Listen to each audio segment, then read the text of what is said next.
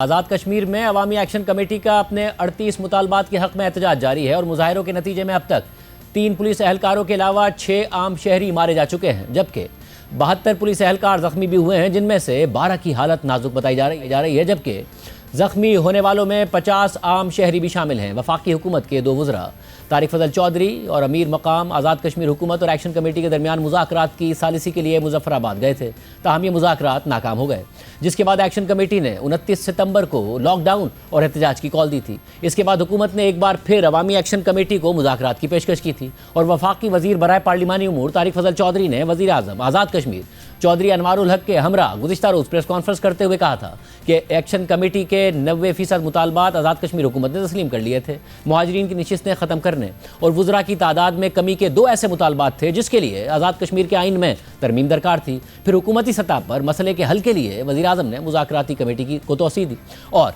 Committee میں سابق وزیر اعظم اور اسپیکر راجہ پرویز اشرف، رانا ثناء اللہ، وفاقی وزراء سردار یوسف اور احسن اقبال سمیت سابق صدر آزاد کشمیر مسعود خان اور قمر الزمان کائرہ کو بھی شامل کر لیا گیا، جو آج مذاکرات کے لیے آزاد کشمیر گئے اور عوامی ایکشن کمیٹی سے مذاکرات کیے۔ اپنے پیغام میں وزیر اعظم شہباز شریف نے کہا، قانون نافذ کرنے والے ادارے مظاہرین کے ساتھ تحمل اور بردباری کا مظاہرہ کریں، عوامی جذبات کا احترام یقینی بنائیں اور غیر ضروری سختی سے اجتناب برتیں۔ انہوں نے کہا کہ حکومت اپنے کشمیری بھائیوں کے مسائل کو حل کرنے کے لیے ہر وقت تیار ہے۔ وزیر اعظم نے مظاہروں کے دوران ناخوشگوار واقعات پر گہری تشویش کا اظہار کرتے ہوئے واقعے کی شفاف تحقیقات کا حکم دیا اور احتجاجی مظاہروں سے متاثرہ خاندانوں تک فوری امداد پہنچانے کی ہدایت کی۔ وزیر اعظم شہباز شریف نے ہدایت کی ہے کہ مذاکراتی کمیٹی مظفر آباد جائے اور مسائل کا فوری اور دیرپا حل نکالے۔ وزیر اعظم نے کشمیر ایکشن کمیٹی کے اراکین اور قیادت سے اپیل کی کہ حکومتی مذاکراتی کمیٹی سے تعاون کریں۔ وزیر اعظم نے وطن واپسی پر مذاکرات کے عمل کی خود نگرانی کا اعلان کرتے ہوئے کہا کہ کمیٹی اپنی سفارشات اور مجوزہ حل بلا تاخیر وزیر اعظم آفس کو بھجوائے گی۔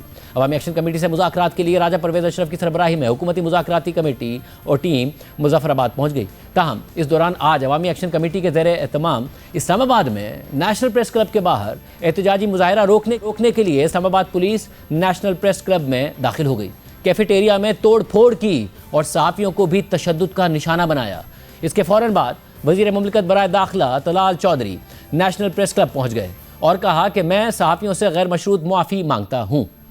کشمیر ایکشن کمیٹی کے کچھ لوگ کوئی 100 کے قریب ایک مظاہرہ کر رہے تھے پریس کلب کے باہر۔ ان کے جنرل سیکرٹری جو کہ پنڈی ڈویژن کے جنرل سیکرٹری ہیں، انہوں نے ایس پی سٹی اور ایس ایچ او کے ساتھ مین ہینڈلنگ کی اور اس کے بھی ویڈیو شواہد موجود ہیں۔ اس کی تذلیل اور اس کی مین ہینڈلنگ کے بعد کچھ ان میں سے جو لوگ ان کو گرفتار کرنے کی کوشش کی جا رہی تھی، تو کچھ لوگ پریس کلب کے اندر آئے، انہیں نہیں آنا چاہیے تھا۔ ان کا پیچھا کرتے ہوئے ایک لا علمی میں وہ اگر اندر آئے ہیں تو ان کو اس بات پہ بھی انٹیریئر منسٹر نے انٹرنل پولیس کو اپنی انکوائری کا حکم دیا ہے۔ میں ایک سیاسی کارکن کے طور پہ اور وزیر مملکت برائے داخلہ ہونے کی حیثیت سے، اور مجھے خصوصاً وزیر داخلہ نے فوری طور پہ ادھر بھیجا ہے، میں ایک دفعہ اس واقعے کی بھرپور مذمت کرتا ہوں اور نہ صرف مذمت بلکہ معذرت خواہ ہوں۔ ابھی آپ کا ان ہاؤس اس واقعے پہ میٹنگ ہونا باقی ہے۔ مجھے امید ہے کہ میری اس مذمت کو، اس معذرت کو آپ پیش نظر رکھیں گے اور باقی جو آپ کا ہاؤس فیصلہ کرے گا ہم اسے من و ان انٹیریئر منسٹر کوشش کریں گے امپلیمنٹ کریں۔ وفاقی وزیر داخلہ محسن نقوی نے اسلام آباد پریس کلب میں پیش آنے والے واقعے کا نوٹس لیتے ہوئے آئی جی اسلام آباد سے رپورٹ طلب کر لی ہے اور تشدد کے واقعے کی تحقیقات کا حکم دے دیا ہے۔ محسن نقوی نے کہا کہ صحافی برادری پر تشدد کی صورت برداشت نہیں ہے، واقعے میں ملوث اہلکاروں کا تعین کر کے انضباطی کارروائی عمل میں لائی جائے۔ حکومت کے مذمتی بیانات اور اعلانات ایک طرف، مگر حکومتی اقدامات ایک الگ ہی پیٹرن کی نشاندہی کر رہے ہیں اور اس حوالے سے تنظیموں کا مشترکہ بیان سامنے آیا ہے۔ C P N E, P F U J اور ایمنڈ نے اسلام آباد پریس کلب پر پولیس کے دھاوے اور صحافیوں کو تشدد کا نشانہ بنانے کی سخت مذمت کرتے ہوئے اسے دہشت گردی قرار دیا ہے اور حکومت سے مطالبہ کیا ہے کہ واقعے میں ملوث افراد کے خلاف فوری کارروائی کی جائے۔ صحافی تنظیموں نے اس واقعے کو صحافیوں کے خلاف تواتر سے جاری کارروائیوں کا تسلسل قرار دیا ہے۔ اپنے بیان میں صحافی تنظیموں نے کہا